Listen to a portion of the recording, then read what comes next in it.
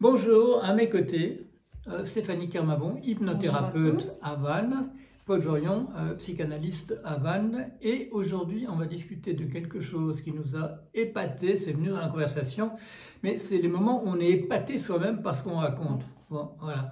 Alors, vous le savez, en psychanalyse, le psychanalyste ou la psychanalyste essaye de faire venir justement des choses de manière un peu inattendue. La personne est là et vous dit « Ouh là là, ça va être un coq à l'âne, je ne sais pas ». Et vous dites « Si, bien entendu, voilà, vous avez prévenu de toute manière ». C'est quand il y a des choses qui apparaissent comme ça de manière un peu inattendue, à ce moment-là, l'inconscient peut apparaître en surface et c'est très bien, voilà, c'est des choses toujours très significatives qui arrivent. Mais l'autre jour, qu'est-ce qui m'arrive il y a quelques jours?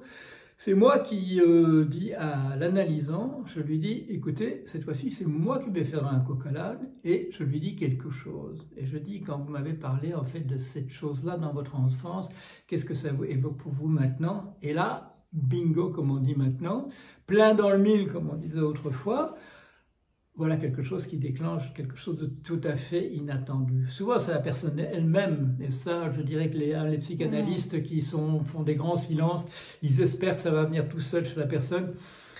Moi, moi, je suis un peu plus directif, et toi, bon, par définition aussi dans ton métier. Alors, on se demande à ce moment-là, comment est-ce que ça m'est venu, cette chose qui tombait au bon moment? Vas-y. Alors moi, c'est un petit peu différent parce que je pense que Paul, il parle de l'intuition. La différence entre l'intuition pour moi et puis une simple pensée, c'est vraiment... C'est cette pensée, comment on dit, étoile, là, étoile filante. Voilà. Ouais. Qui passe et hop, faut l'attraper au vol. Et moi, c'est un petit peu différent parce que j'ai l'impression que c'est plutôt une guidance, en fait. C'est plutôt quelque chose que j'entends. Voilà, c'est sûr que je l'entends. Et souvent, ben, c'est pile poil pareil, c'est dans le mille. Et effectivement, comment ça permet vraiment, en fait, d'être en phase, en fait, avec le consultant ou la consultante. Et il s'est avéré que j'avais même des guidances en fait avant de recevoir la personne, enfin, c'est-à-dire au moment où, avant même qu'elle parle en fait, au moment où je la reçois, j'avais déjà entendu, il faudra travailler là-dessus, etc. Et notamment une fois où j'avais entendu, là il y a un gros secret, et c'était une maman et son fils, et donc c'était pour le fils évidemment. Et quand j'ai dit oula, il y a un grand secret, du coup la mère m'a regardée avec un air un peu étonné, alors que l'enfant, lui, il a un peu acquiescé, un peu en baissant la tête, voilà. Donc il y a des choses qui viennent comme ça, moi j'appelle ça des guidances. Toi, tu appelles ça intuition. Et voilà, toi, tu sais que je suis plutôt du naturel, quand toi, tu as tendance à aller plutôt du côté du surnaturel. En général, moi, je n'entends pas des voix, et quand il y a des effets de ce type-là, je m'interroge sur comment ça marche. Et en particulier, maintenant, quand on voit de l'intérieur un peu comment ça marche les intelligences artificielles, on sait qu'il y a des tas de processus qui fonctionnent en arrière-plan, et on peut se dire, en fait, moi je me dis souvent dans ce cas-là, en fait, je réfléchis depuis un moment à la réponse à la question, et tout à coup, ça m'est venu. De la même manière que quand on s'endort en se posant une question, on se dit « Oh là là, comment on va résoudre ça ?» Et puis on se réveille le lendemain matin, c'est là, c'est venu pendant qu'on dormait, on ne sait pas trop. Et donc, il y a peut-être un processus de... Moi, je vois ça comme ça. On lance un processus de recherche à l'intérieur de sa tête au niveau inconscient, et tout à coup, on tombe au bon endroit. On tombe au bon endroit, et puis voilà, on le dit, et on est quand même épaté parce que on est une boîte noire pour soi-même de ce point de vue-là. On voit pas d'où ça vient. Mais qu'est-ce que tu en penses? Parce que je sais que mon explication à moi, elle est un peu courte, ne serait-ce que parce que j'ai des contre-exemples. Alors, dis-moi ce que tu en penses. Alors, il y a deux choses. Pour moi, c'est la connexion en fait à la conscience supérieure. J'ai l'impression que quand on dort et qu'on demande en fait quelque chose, c'est comme si on se connectait à plus grand que soi. Enfin, en tout cas, c'est ma perception des choses. Et ce que j'observe moi quand je suis en séance, c'est vraiment cette résonance avec l'autre. C'est-à-dire que je pense qu'on est tellement dans une écoute attentive, dans une réelle envie en fait d'aider. Enfin, donc du coup, je pense qu'on donne quand même une certaine énergie et par résonance, en fait, on reçoit. Et j'ai même entendu comment certains praticiens qui, eux, peuvent carrément voir, en fait, là où en est la personne. Alors, moi, là, je parle d'hypnose, mais ça peut être dans d'autres séances. Finalement, je me suis rendu compte que peu importe par quel biais on va aider la personne, ce qui est important, c'est surtout ce qu'on émet, en fait, ce qu'on donne. Ce qui est important, c'est que ça marche. Oui, c'est ça. Mais quand tu dis résonance, la résonance, c'est un phénomène physique. Hein. On le sait, on prend le diapason et puis la guitare est là, et la corde se met à vibrer. Ça fonctionne en résonance. Et là, du côté de l'intuition, moi, je pourrais imaginer, et il y a certains psychanalystes qui ont, en particulier Nasio, a posé un peu le problème dans ces termes-là, reconstruire à l'intérieur de soi-même une sorte de modèle de l'inconscient de l'autre.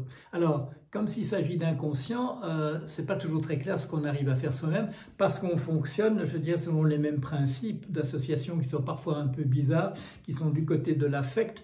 Et là, on peut entrer effectivement en résonance avec certaines personnes, plus difficilement avec d'autres. Il faut avoir un peu partagé des expériences avec ces personnes-là, ou éventuellement, voilà, d'être, comme on dit, d'avoir un peu le même caractère, et à ce moment-là, ça marche bien.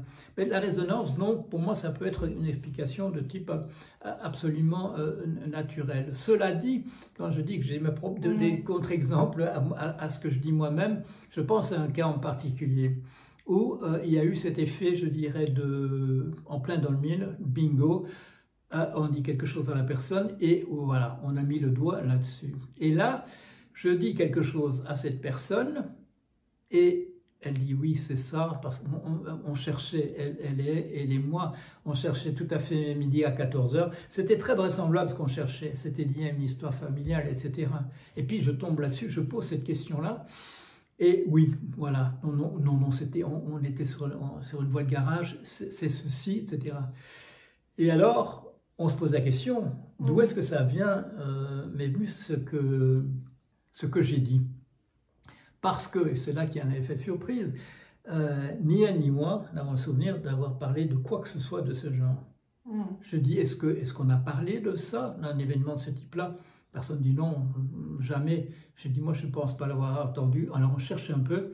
Je dis, je ne vous ai absolument pas parlé de ça. Alors là, je suis un peu pris au dépourvu. Ah oui, comment est-ce que c'est venu ça? Parce que il faut imaginer à ce moment-là qu'il y avait dans ce que cette personne dit suffisamment de sous-entendus pour que je puisse faire, moi, recréer à l'intérieur de moi-même les connexions avec un événement qui est là et que je nomme à ce moment-là, et dont cette personne ne m'a pas parlé, et que ça fait apparaître ça en surface. Mais là, je suis d'accord, on arrive dans une zone où j'ai pas grand-chose à dire, j'ai pas d'explication. Alors, tout à l'heure, quand on a un petit peu réfléchi à ce qu'on allait dire, tu m'as parlé aussi d'effets dans le réel, comme des bruits de pas, des choses comme ça, au-delà encore de voix que tu peux entendre. Ah oui, alors là, je parle d'entité, alors c'est... Entité, carrément. C'est encore différent, mais pour avoir vécu dans une maison, en effet, où il y avait des entités, après, ce sont des croyances, mais quand on le vit, en fait, il n'y a plus de croyances, c'est une réalité. Enfin, voilà, moi j'ai senti des parfums d'hommes, de femmes, voilà. Et puis quand on connaît l'histoire de la maison, on se dit que c'est pas étonnant. Voilà, je vais pas en dire plus, mais il y a effectivement des maisons qui ont vécu en fait des vibrations basses et qui restent en fait, voilà, qui ne montent pas, des âmes qui ne montent pas. Mais là, on parle encore d'autre chose, mais... Moi, c'est vrai que j'ai plus ce côté voilà, spirituel dans ma vision du monde. Je sais qu'on est aidé en permanence, voilà, et c'est ce que je vois au quotidien dans mes séances. Je ne sais pas si c'est l'intuition, si c'est les guides. Par contre, ce que je sais, c'est que ça arrive voilà, avec fulgurance comme ça, sans cri égard, à un moment donné où on est un peu perdu et pouf, on a une aide. D'où elle vient, on ne sait pas, mais voilà. En tout cas. Mais je pense que c'est aussi parce qu'on est vraiment en lien avec la personne qu'on obtient ça. Je crois que c'est surtout ça qui est intéressant en fait dans ce qu'on dit. Oui, et puis il faut penser au fait que la littérature d'horreur, les films d'horreur ne seraient rien si on ne croyait pas un tout petit peu tous, un petit peu à des choses de cet ordre-là. Ah oui. Et là aussi, je voudrais dire un truc où j'ai été pris au dépourvu. Il y a dans vous le savez sans doute, Sigmund Freud a un élève qui lui paraît particulièrement prometteur, qui est un certain Carl Jung. Et il a des discussions avec lui liées au fait que dans le petit groupe de gens qui sont autour de Freud à cette époque-là, il n'y a que des juifs, sauf Jung. Et donc, Freud voit un peu Jung comme une ouverture possible sur autre chose, un monde un peu plus vaste que la bourgeoisie juive de Vienne. Ils ont beaucoup de discussions et ça va finir par une rupture. Une rupture parce que Jung va partir d'un côté, l'inconscient collectif, etc., les effets de synchronie, tout ça, un peu du côté du surnaturel, ou en tout cas de la parapsychologie, etc. Et en particulier, nous savons un incident particulier grâce à leur correspondance, parce qu'ils en ont parlé beaucoup dans des lettres après. Il se passe la chose suivante, c'est qu'ils sont dans la bibliothèque de Freud à Vienne, et le ton monte entre les deux. Il y a une rupture qui se prépare. Le ton monte, etc. Et il y a une tension qui se crée entre eux. Et à ce moment-là, il y a un bruit extraordinaire dans la pièce. Et ce bruit, ils ne peuvent pas le localiser véritablement. Ils se disent, Freud dit, ça doit être des livres qui sont tombés dans la bibliothèque. Mais la bibliothèque est là et on voit qu'il ne s'est rien passé. Jung dit non, non, non, c'est de ça que je parle. Voilà, c'est des choses de cet ordre, des poltergeists, des bruits dont on n'a pas d'explication. Et alors là, nous avons les lettres de Freud après. Et Freud se montre, révèle là, moi j'ai une très grande admiration pour lui, je ne suis pas Michel Onfray, mais là il se montre assez minable, parce qu'on voit bien qu'il dit n'importe quoi. Il dit, oui, mais enfin, après tout, est-ce qu'on est sûr d'avoir entendu un bruit, mélodie, une explication. Assez rigolé. Et puis, est-ce qu'on a bien regardé qu'il n'y a pas de livres qui sont tombés, etc. Bon, on voit bien que Freud est de mauvaise foi et que Jung, ils ont vraiment entendu quelque chose. Bon, alors ça, c'est quelque chose que je sais. Et là, je suis chez mon psychanalyste à Paris, Philippe Julien, et dans le phase de l'analyse, c'est pas une tension qui se crée entre nous, mais il y a un moment très très fort dans mon analyse, je remonte dans l'histoire, etc., etc. Et il y a un moment, tout à coup, il y a un énorme bruit dans la pièce. Voilà. Et là, c'est comme un peu le bureau de Freud, c'est peut-être encore plus petit. Il y a bien une bibliothèque, mais on est dans un endroit qui fait, je ne sais pas, disons 9 mètres carrés, 10 mètres carrés. S'il y avait eu vraiment un événement physique dans la pièce, on l'aurait vu. Hein, on aurait vu ce qui tombait pour faire un bruit pareil. Ouais. Et alors, on est là, on ne se regarde pas parce que moi, je suis sur le divan, mais il est derrière moi. Et je ne sais pas si c'est moi qui dois le dire, hein, parce que Paul Lully m'écoute essentiellement. Je dis, est-ce qu'il ne s'est pas passé quelque chose un peu de ce qu'on a vu dans la correspondance entre Jung et Freud? Et là, après une toute petite réflexion, il dit, je crois que c'est quelque chose de cet ordre-là. Voilà. Et là, comme je l'ai déjà raconté avec Philippe Julien, au moment où je remonte dans mon histoire et que je pose la question, est-ce que c'est pas ma naissance que je suis en train de revivre? Et qu'après un petit moment d'hésitation, il dit aussi, je crois que c'est ça, effectivement. Je sais qu'il n'était pas le type de personne à croire qu'on pouvait remonter jusqu'à sa naissance, c'est une analyse. Il n'était pas le genre de personne non plus à croire qu'il y avait des poltergeists dans une salle. Mais là, ensemble, on n'a pas le choix. On n'a pas le choix. On s'est dit, l'un et l'autre, est-ce que c'est pas quelque chose de cet ordre-là? Et il me dit oui, et je dis, il me semble aussi. Voilà.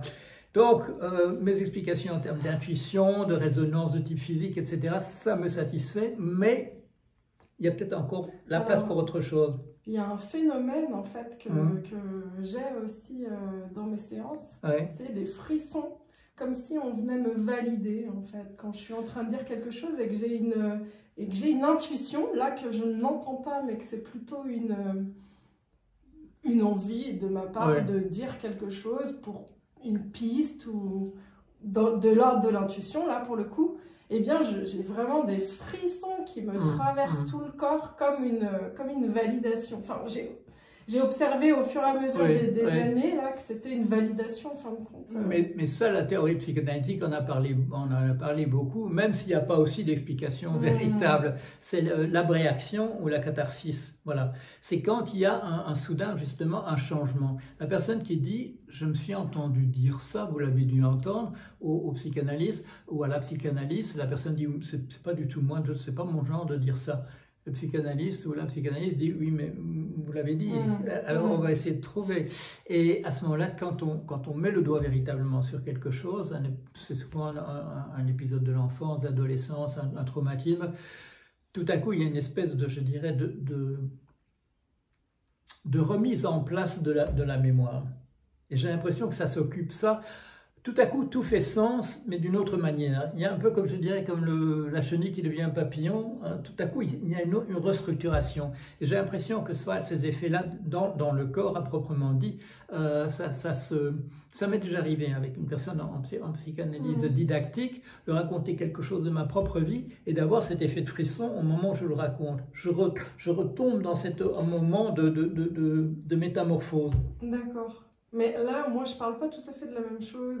Je parle vraiment de cette idée que je suis en train de dire quelque chose. Par exemple, je sais pas, moi, la personne, elle me parle voilà, d'angoisse ou de ressenti dans le corps. Et puis, par rapport à son histoire qu'elle vient de me relater, je lui dis, j'ai l'impression que ça vient de là. Et pouf, j'ai un espèce de frisson, mais qui me traverse vraiment... tout le corps, comme pour me valider. Voilà. Moi, j'ai vraiment vu que c'était une validation. Mais ça peut être aussi parce qu'on réactive des choses dans sa propre histoire, des événements qui ont été importants ou émotionnellement très forts dans sa propre histoire et qu'on reconnaît, là, justement, par effet de résonance. Je sais pas, parce qu'à chaque fois, c'est vraiment... Puis c'est quand même assez régulier, je dirais les 3/4 du temps dans mes séances, de plus en plus, en fait. Comme si j'avais presque créé, moi, un espèce de pacte avec mes guides ou avec, voilà, qui vient me valider, en fait, pour aller dans la bonne direction. Mais encore une fois, ça ne s'explique pas, ça se vit. Mais c'est très étonnant pour les personnes en face. Oui. Tu vois, les consultants, ils me disent « Qu'est-ce qui vous est arrivé ?» Et je frissonne vraiment. Mais là, dans notre culture, il y a des éléments d'explication. On se tourne plus vraiment trop vers ça.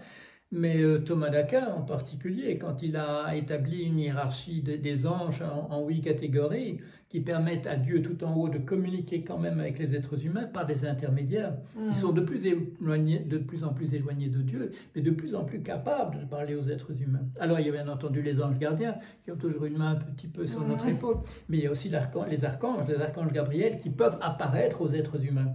Comme l'archange Gabriel qui apparaît à la Vierge Marie pour lui dire que voilà qu'elle est la mère d'un Dieu, qui apparaît à Mohamed pour lui dire que Dieu va lui dicter un texte sacré. Il y a dans les représentations effectivement des êtres intermédiaires dans l'islam et dans le christianisme qui ont la capacité de transmettre des messages de Dieu directement aux êtres humains. Parfois par la main sur l'épaule et parfois en s'adressant directement. Bah, ça me fait penser à la première fois, on en avait discuté ensemble, la première fois où j'ai entendu une guidance. Bien, figure-toi que le guide qui a écrit pour moi, enfin qui m'a dicté, c'était Sandalphon. Et moi, je ne connaissais pas Sandalphon. Et c'est là où c'est vraiment intéressant, c'est quand on ne connaît pas, on se dit mais... Bon, bah, c'est Sandalphon, d'accord, très bien. Et je suis allée voir, et en fait, c'est un archange. C'est un archange, bah, tu vois, voilà. C'est pour ça que je dis ça. Voilà. Et du coup, c'est là où c'est complètement dingue, c'est que je ne connaissais pas ce Sandalphon avant même qu'il vienne me transmettre. Voilà. Voilà. Et de la même manière qu'il y a tous les étages possibles entre Dieu et nous, par l'intermédiaire des anges, il y a toutes les explications qui peuvent nous venir du plus surnaturel au plus naturel. Et nous avons offert chacun à notre manière des éclairages, pour autant qu'on comprenne de quoi il s'agissait, avec tous les outils dont nous disposons dans notre culture. C'est ça, et avec cette possibilité aussi d'avoir un magnétisme, et parfois ce magnétisme, il est juste par la présence. J'ai pas mal de personnes, moi, qui me disent mais vous vous magnétisez en même temps. Bah, je ne sais pas. Peut-être. Et il y a le magnétisme. En tout cas, c'est pas une volonté, c'est. Et tout le monde sait, le magnétisme, il marche avec le téléphone et avec Zoom aussi, hein, nos jours, non? Oui, c'est un autre magnétisme. Voilà, qui passe par des ondes plus subtiles. Ben, très bien. Bon. Voilà. Écoute, on a dit ce qu'on avait envie de dire sur ce sujet. Comme d'habitude, on a un éventail d'approches possibles, mais par les retours qu'on a, voilà, nous apprenons que les télénautes, les vidéastes s'intéressent à nos réflexions. Quand on réfléchit tout haut sur ces questions importantes de comment est-ce qu'on peut aider les autres par la parole, en écoutant et en parlant soi-même. Ouais, et puis c'est ce qu'on observe en fait. Donc on dit ce qui se passe pour nous. Voilà. Très bien. Ben écoute, merci. Et à la prochaine fois. Oui. Voilà. Au revoir.